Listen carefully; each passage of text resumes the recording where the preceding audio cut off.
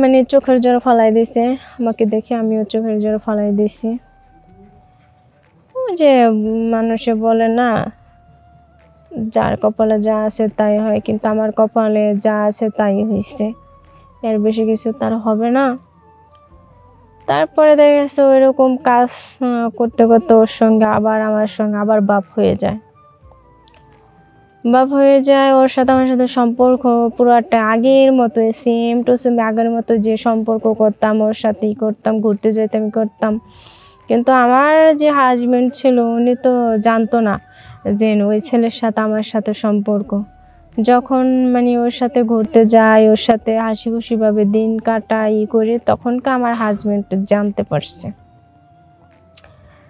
পারছে যে ওই সেই আমার আগের বয়ফ্রেন্ড, ওর সাথে আমার সাথে সম্পর্ক ছিল। তো এক পর্যায়ে আমার যে হাজবেন্ড উনি বলতেছে, শোনো একটা কথা বলি। আমি বললাম, কি বলো? সে বলল, দেখো এই যে টাকা পয়সা বাড়ি গাড়ি এগুলা দিয়া কি হবে? টাকা পয়সা তো আজ আছে কাল নেই, আমি বুড়ো হয়ে গেছি, আমিও মরে যাব, যাই হোক কোনো সমস্যা নাই, তো আমি বেঁচে থাকতে তুমি কোনো কিছু করো না। আসসালামু আলাইকুম দর্শক, সবাই কেমন আছেন? আশা করি সবাই ভালো আছেন। তো আপনাদের মাঝে আমি একটা গল্প নিয়ে আসছি, বাস্তব জীবন কাহিনী আমার, সে গল্প বলার জন্য আপনাদের মাঝে আসলাম। তো আমার এই ভিডিওটা সম্পূর্ণ শুনবেন, না টেনে। তো আমার নাম হচ্ছে যে সুরমি,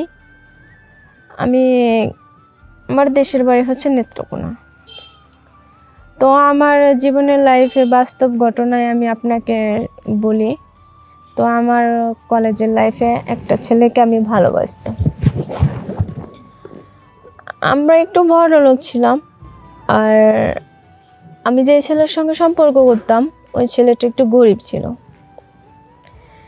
তো দেখা গেছে আমি যখন সম্পর্ক করছি ওর সঙ্গে, আমার অনেক জায়গা থেকে দেখতে আসে, কিন্তু আমার কোনো ছেলে পছন্দ হয়নি। কারণ আমি যার সাথে সম্পর্ক করি ওকেই আমি বিয়ে করব। কিন্তু বিয়ে করব, আমার বাবা মা ওর কাছে আমাকে দিতে চায় না, বা বিয়ে দিবেও না। তো যখন আমি কলেজে পড়ার পর তখনকার জীবনে ফার্স্ট ওই ছেলের সঙ্গে আমার সঙ্গে সম্পর্ক হয়, এবং কি তাকেই আমি ভালোবাসি। সেও আমাকে মন প্রাণ দিয়ে অনেক ভালোবাসে, আমিও তাকে ভালোবাসি। তো পর্যায়ে দেখা গেছে ওরা গরিব দেখে আমার বাবা মা বিয়ে দেয় নাই। তো অনেক জায়গা থেকে সম্বন্ধ আসে, আমার বাবা মার পছন্দ হয় না। এক সময় মানে কি বলবো আপনাদেরকে, সে একজন সরকারি চাকরি করে। এই সময় আমার একটা বিয়ের ঘর আসে, সেই ছেলেটা সরকারি চাকরি করে। তো ওই ছেলের সঙ্গে আমার সঙ্গে বিয়ে ঠিক হয়। ঠিক হওয়ার পর আমার বাবা মা তার সঙ্গে বিয়ে দেয়।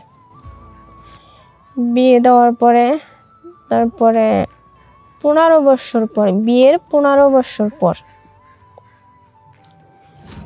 ঠিক আছে, তারা তো অনেক বড় লোক, অনেক জায়গা জমি ধন সম্পদ অভাব নাই। বিয়ের 15 বছর আমাদের কেটে যায়। এখন এগুলা তো সে তো বুড়ো হয়ে গেছে 15 বছর পরে, আমি তো এখন একটা ইং বয়সের মেয়ে। এখন তারে বললাম যে দেখো, তোমার তো বয়স হয়ে যাইতেছে, তুমি একটা কাজ করো, একটা কাজের লোক রাখো। পরে বলল যে হ্যাঁ ঠিকই তো বলছো, যে কাজের একটা তো লোক রাখতেই হয়, কাজের লোক যদি না রাখি তাহলে তো কিছু করা যায় না। বললাম হ্যাঁ ঠিক আছে, তাহলে একটা কাজের লোক রাখো, কোনো সমস্যা নেই। সে কাজের লোকের জন্য একজনের কাছে খোঁজ লইছে। খোঁজ লওয়ার পরে তারপরে সেই কাজের লোকটাকে আনলো আমাদের বাসায় 15 বছর পরে। বাসায় আনলো, আনার পর মানে আমার হাজবেন্ড আমাকে ডাকতেছে যে মানে ওনাকে আমার সঙ্গে পরিচয় করাই দিবে, ওনাকে খাবার দিতে হবে। তো এই সময় আমাকে ডাকছে, ডাকার পরে এখন মানে আমি ওর সামনে গেছি, ছেলেটার সামনে গেছি। ছেলেটার সামনে গেছি, যা দেখি ও আমার আগের বয়ফ্রেন্ড, 15 বছর আগের বয়ফ্রেন্ড আমার। সেও দেখে আমাকে চমকে যায়, আমিও দেখে তাকে চমকে যাই। তারপরে যাই হোক, সমস্যা নাই। ও মানে চোখের জোর ফালাই দিছে আমাকে দেখে, আমিও চোখের জোর ফালাই দিছি। যে মানুষে বলে না, যার কপালে যা আছে তাই হয়, কিন্তু আমার কপালে যা আছে তাই হয়েছে, এর বেশি কিছু তার হবে না। তারপরে দেখা গেছে ওইরকম কাজ করতে করতে ওর সঙ্গে আবার আমার সঙ্গে আবার বাপ হয়ে যায়। ওর সাথে আমার সাথে সম্পর্ক পুরোটা আগের মতো, সেম টু সেম আগের মতো যে সম্পর্ক করতাম ওর সাথেই করতাম, ঘুরতে যেতাম করতাম। কিন্তু আমার যে হাজবেন্ড ছিল উনি তো জানতো না যে ওই ছেলের সাথে আমার সাথে সম্পর্ক। যখন মানে ওর সাথে ঘুরতে যাই, ওর সাথে হাসি খুশিভাবে দিন কাটাই করি, তখনকে আমার হাজবেন্ড জানতে পারছে যে ওই সেই আমার আগের বয়ফ্রেন্ড, ওর সাথে আমার সাথে সম্পর্ক ছিল। তো এক পর্যায়ে আমার যে হাজবেন্ড উনি বলতেছে, শোনো একটা কথা বলি। আমি বললাম, কি বলো? সে বলল, দেখো এই যে টাকা পয়সা বাড়ি গাড়ি এগুলা দিয়া কি হবে? টাকা পয়সা তো আজ আছে কাল নেই, আমি বুড়ো হয়ে গেছি, আমিও মরে যাব, যাই হোক কোনো সমস্যা নাই। তো আমি বেঁচে থাকতে তুমি কোনো কিছু করো না, কারণ সেটা আমি সহ্য করতে পারবো না। যখন আমি মারা যাই তখনকার তুমি বিয়ে করো, কোনো সমস্যা নেই।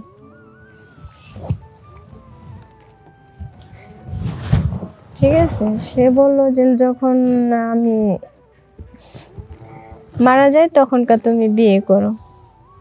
আমি বললাম, হ্যাঁ ঠিক আছে, কোনো সমস্যা নেই, আমি তুমি বেঁচে থাকতে কোনো কিছু করবো না, আর তুমি ওটা নিয়ে টেনশন করো না, আর আমি কখনো এরকম কোনো কাজ করব না তোমার যাতে মান সম্মান চলে যায় বা হয়ে যায়, সেটা যেন না হয়। কারণ আমার হাজবেন্ড বলতো না, ওই যে আমার আগের যে বয়ফ্রেন্ড ছিল ওনার সঙ্গে আমার সঙ্গে রিলেশন দেখে এজন্য আমাকে বলছে। তারপরে যাই হোক, দেখা গেছে এখন সেও মনে করেন আস্তে আস্তে অনেক বুড়ো হয়ে গেছে। বুড়ো হয়ে যাওয়ার পরে তারপরে তার অনেক অসুস্থ হয়ে পড়ছে। সে অসুস্থ হয়ে পড়ছে, তারা অনেক ডাক্তার ফকির যাই হোক দেখালাম।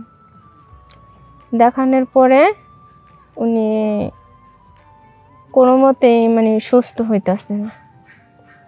সুস্থ হওয়ার না কারণে সে মারা গেল, আমার হাজবেন্ড মারা গেল। মারা যাওয়ার পরে তারপর আমার আগের যে বয়ফ্রেন্ড ছিল ওনার সঙ্গে আমার বাবা মা বিয়ে দিল।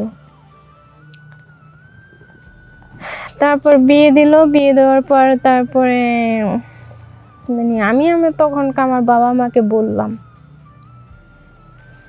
শোনো, ভালোবাসা এমন একটা জিনিস, ধনী আর গরিব নেই, ভালোবাসা তো ভালোবাসাই।